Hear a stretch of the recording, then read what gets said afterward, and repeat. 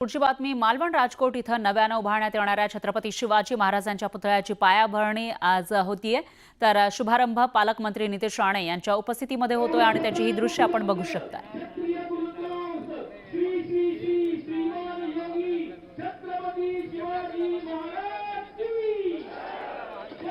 मालवण राजकोट या ठिकाणी पुतळा दुर्घटना घडलेली होती काही महिन्यांपूर्वी आणि त्यानंतर आता तिथं नव्यानं उभारणी केली जाते पुतळ्याची।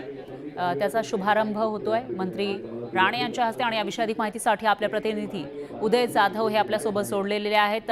उदय, काय सांगाल? नव्यानं आता शिवरायांच्या पुतळ्याची उभारणी केली जाते आणि आज शिवजयंती दिनी आपण बघतोय की शुभारंभ होतोय। आपण थेट दृश्य पाहतोय मालवण जवळील राजकोट येथील किल्ल्याच्या प्रांगणामध्ये छत्रपती शिवाजी महाराजांचा पुतळ्याचं जे आहे पुतळा उभारण्याचं काम जे आहे ते सुरू करण्यात आलेलं आहे महाराष्ट्र राज्याच्या सार्वजनिक बांधकाम विभागाकडून आणि त्याचा कोनशिला समारंभ सिंधुदुर्ग जिल्ह्याचे पालकमंत्री नितेश राणे यांच्या हस्ते होत आहे। आपण इथे दृश्य पाहतोय राजकोट किल्ल्यावरती एक मोठा चौथरा जो आहे तो उभारण्यात आलेला आहे आणि या चौथऱ्यावरती छत्रपती शिवाजी महाराजांचा पुतळा जो आहे तो उभारण्यात येणार आहे। त्याचे काम आजपासून सुरू केले जाणार आहे। त्यासाठी आता पायाभरणी जी आहे कोनशिला जी आहे ती करण्यात येत आहे। सिंधुदुर्ग जिल्ह्याचे पालकमंत्री नितेश राणे यांच्या हस्ते हा कार्यक्रम होता। आपण या कार्यक्रमाला पाहू शकतो सिंधुदुर्ग जिल्ह्याचे जिल्हाधिकारी असतील, त्याचबरोबर स्थानिक आमदार असतील, हे देखील इथे उपस्थित आहेत। त्याचबरोबर स्थानिक इथले जे शिवसैनिक आहेत ते देखील मोठ्या संख्येने इथे उपस्थित असल्याचं आपल्याला पाहायला मिळत आहे। एकूणच आपण पाहतोय की मालवण हा जो किल्ला आहे राजकोट किल्ला, त्या राजकोट किल्ल्याच्या सभोवतीच आपल्याला पाहता येतो की सिंधुदुर्ग किल्ला आहे। सिंधुदुर्ग किल्ल्याची स्थापना छत्रपती शिवाजी महाराजांनी केली होती आणि या किल्ल्याच्या समोर छत्रपती शिवाजी महाराजांचा पुतळा जो आहे तो पुन्हा एकदा उभारण्यात येतो आहे। निश्चितच उदय, आज आपण बघतोय की कोनशिलेचा या ठिकाणी शुभारंभ होतोय।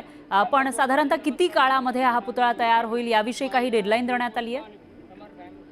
या संदर्भात सांगण्यात आलेलं आहे की पुढील पावसाळ्याच्या आधी हा पुतळा जो आहे तो उभारून पुन्हा केला जाणार आहे।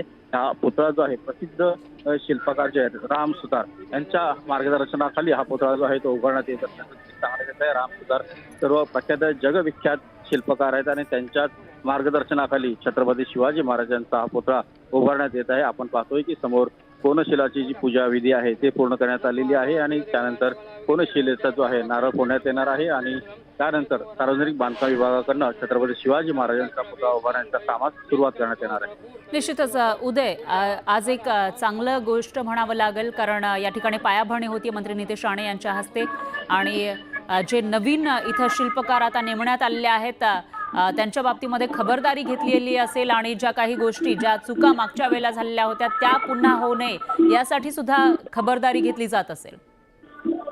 अगदी बरोबर, आपण पाहतो की त्यासाठी जगविख्यात शिल्पकार राम सुतार यांच्या मार्गदर्शनाखाली हा संपूर्ण पुतळ्याचा जे आहे मार्गदर्शनाखाली हा पुतळ्याचं जे आहे संरचना जी आहे ती तयार करण्यात आलेली आहे आणि त्यानंतर त्यांच्या मार्गदर्शनानुसार त्यांच्या आवश्यकता सूचनेनुसारच संपूर्ण सुरक्षेची काळजी घेऊनच छत्रपती शिवाजी महाराजांचा पुतळा जो आहे तो उभारण्याचं काम जे आहे ते आता सुरू होणार आहे। निश्चितच उदय, एक प्रश्न या ठिकाणी उपस्थित होतोय। आपल्या संपूर्ण महाराष्ट्राला माहिती आहे जी काही दुर्घटना घडलेली होती या ठिकाणी त्या पार्श्वभूमीवर एकीकडे असंही म्हटलं जात होतं की मोठ्या प्रमाणामध्ये लाटा आलेल्या होत्या, वारा सुटलेला होता किंवा काहीतरी बांधकाम तिथं आजूबाजूला सुरू होतं त्याच्यामुळे ती दुर्घटना घडल्याचं बोललं जात होतं। त्या पार्श्वभूमीवर काही सूचना देण्यात आलेल्या आहेत का प्रशासनाकडून? कशा पद्धतीने आता काम केलं जातंय?